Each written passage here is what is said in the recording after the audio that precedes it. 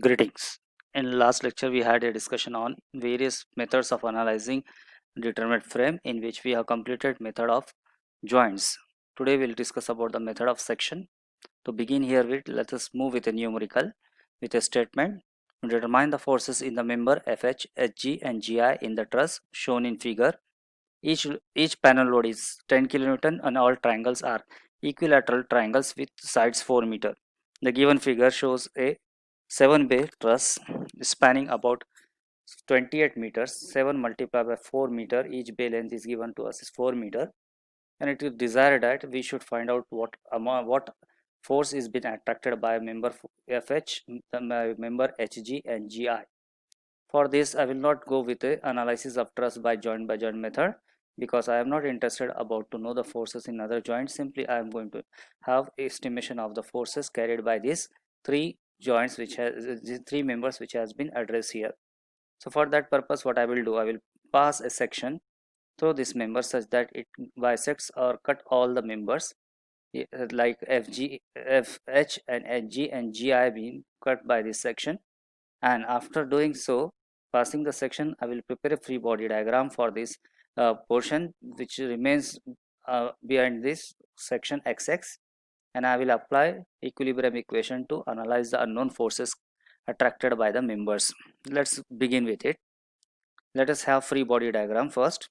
I will consider the force FH member force is being compressive in nature, having a compressive force towards the joint F. Similarly, I will consider the force in member GI as a tensile force pulling the joint G here, and I will consider FGH as a force which is in compressive nature for the inclined member GH. As we know that for an equilateral triangle, the angle is about 60 degree, and the loading given to us for the truss is symmetrical one. Then by the symmetry we can say that RA is equals to RO. Both the end reactions will be of equal magnitude, which equals to 10 into 7 divided by 2. 7 panel points are there and panel load is 10. So 10 into 7 divided by 2, 35 kilonewton are the reactive forces which are being attracted by this truss. Now we'll apply static equilibrium equation for coplanar force system, summation of moment about G. So I am going to take a summation of the twist which has been caused by the forces at the joint G. The very first I have considered here FH, the force which is from member FH, and the twist caused by this is anti-clockwise movement FH into multiplied with the perpendicular distance with reference to the axis of rotation. So we know the sides of triangle only. The perpendicular distance can be found out with the trigonometric relation for the geometry given to us.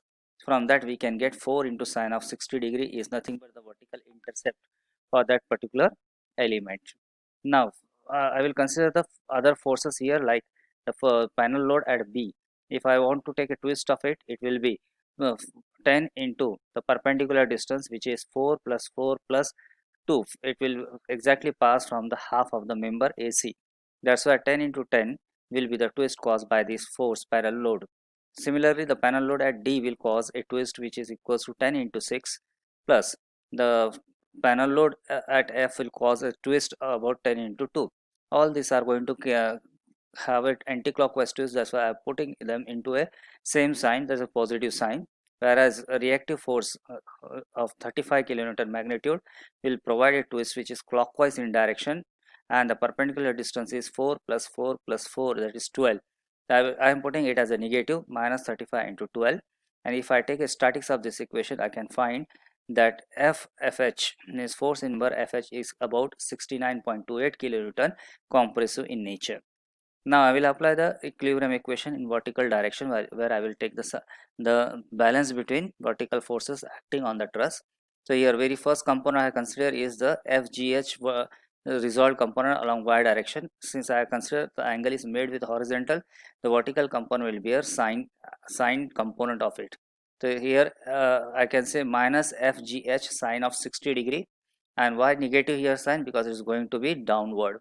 Similarly, minus 10 panel load is going to be acting downward, minus 10 at D going acting downward, then 10 kilonewton at F minus 10 plus 35 the reactive force going upward. If I take the balance of this equation or static of this equation, I can get FGH is equals to 5.77 kilonewton, and that too in compressive nature. Now one equation remains with me, that is summation of force in x direction. So what I will do here, I will take a summation of all the forces which are along x direction. Very first one is FGI, which is going towards the right hand side.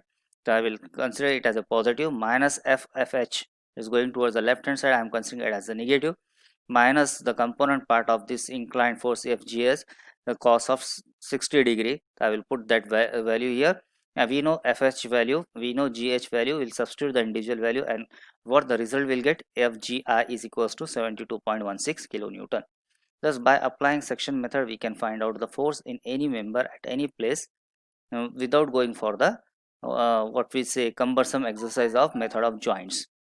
So let us move towards the next part. Now I will discuss about the graphical method. Graphical method was developed by the force polygons drawn to a scale for each joints, and then the force in each members were measured from one of these polygons. Actually, this method is based on the polygon law of forces, where we can say the closing side of the polygon will represent the resultant, and how we prepare the polygon with reference to the vector and the space diagram. In the same sense, we are going to analyze the frame here.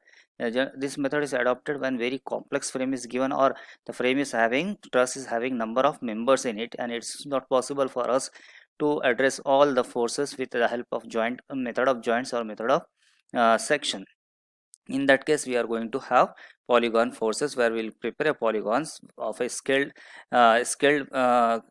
units, where we will convert the force into scale dimension, and then we are going to prepare the vector or space diagram from it, and then the number lines which have to be drawn can be greatly reduced. However, if the various forces polygons are superimposed, so then what we'll do, we will try to superimpose the common joints here, thereby reducing the number of lines to be read, and thereby it makes a easy task for us to find out forces in a complex geometry. The resulting diagram of truss is also known as Maxwell's diagram. Okay, I will not go in depth how to construct the space diagram, how to construct the vector diagram, how to scale up these things. Just a review. I am going to put these things in front of you.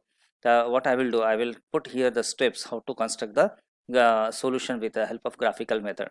The procedure involves the following step. Number one, we are supposed to find out the reactive forces by applying available static equilibrium equations. After knowing the reactive forces, now we will go towards the formation of a polygons. For that, we will move clockwise over the outside of the truss and draw polygons to certain scale for the entire structure. Then what we are going to do in the next step, we are going to have one by one joint analysis by superimposing the common joints and by superimposing the polygons individual, to have at least two unknowns with us.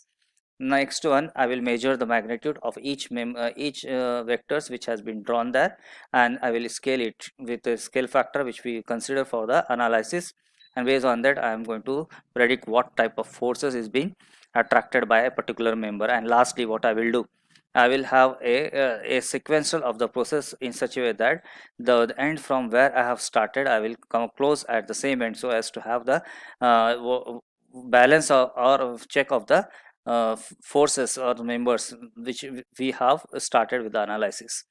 With this, we'll move further with a new topic known as the deflection of the determinate frames.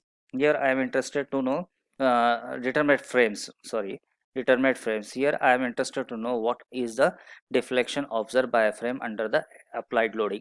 So let us consider a simple geometry here, which is to be your compound truss, and having a supports. One side it is being simply supported, other side it is having a roller support. I will consider the cross section area of this is subjected to a force F kilonewton, and cross section area of these members as a and this cross section of the members remain constant throughout the frame. There is no deviation in the cross section or unequal sections I am not going to provide.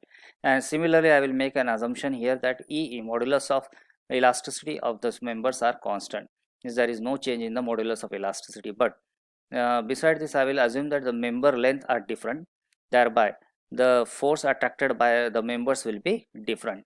Let us consider the force F is distributed along the member like F1, F2, F3, F4, F5, F6, F7. Since each member carries individual component parts of that applied force F, and due to this applied force, let us consider there is a deformation in the member, and this deformation in the member is being stored. Okay, if we consider individual deformation stored by the member, I can say individual strain energy possessed by the member, that is u1, u2, u3, u4, u5, u6, u7. If I have a summation of all this strain energy, I can say this is the total strain energy possessed by the truss here. So we know that the truss element is be subjected to a gradual loading.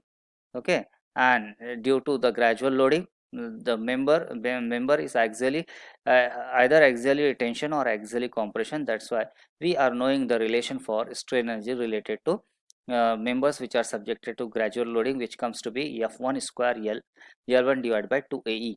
So if I want to know U1, I will write the equation likewise. F1 force attracted by the member, the length of that member divided by 2 into AE. AE I will consider it as the axial rigidity.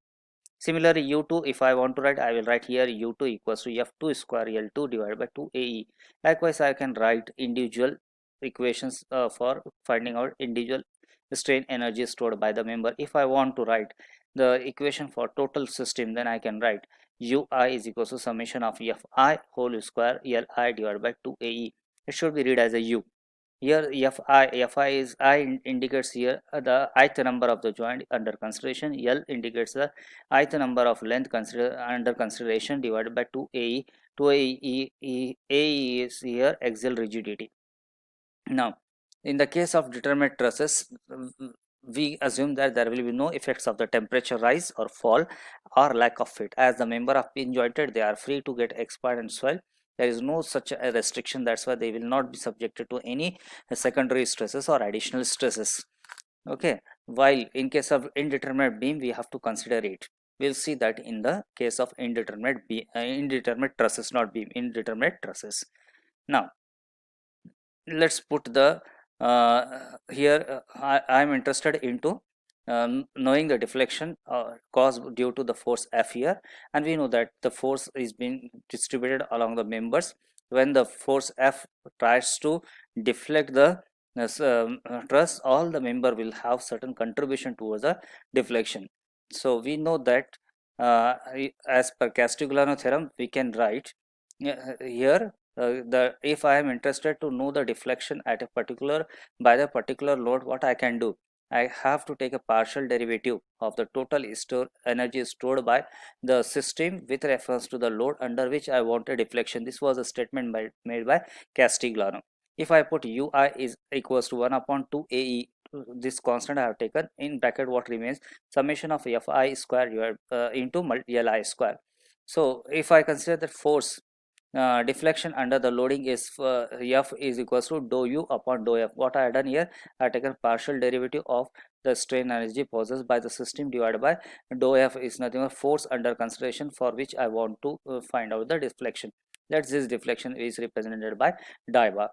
So I am interested to know what is the value of die bar here. Before that, I will make a statement here. Force in member is equals to K times the applied force. So here what I am going to have here, I am introducing that F is the force here. So here F1, F2, F3, F4. Likewise, the contribution is there. Means there is a certain proportionality between this, and I will say that proportional is constant is here K. It is a K times. Let's say the member F5 attracts the force about 0.7 times of the total applied force. So then I will consider it as a K as a 0.7 here. So I have written these individual coefficients for it, and now I am interested to know what is the individual coefficient. For that, what I can do, I can have a equation, right? Dou u upon dou F is equals to 1 upon AE summation of Fi dou Fi upon dou F into Li. If I take derivative of this particular relation, then we will get K as a resultant. So we can write die by equals to summation of Fi Ki Li divided by AE, where K we will call it as a unit load factor. So here where Fi is the force in the member due to the load applied, F and Ki is the force in the member when a unit load is applied instead of a F. To know the value of this coefficient, I will apply here unit load, and if I apply unit load, what remains here derivative will be the constant here. With this I will end up the session.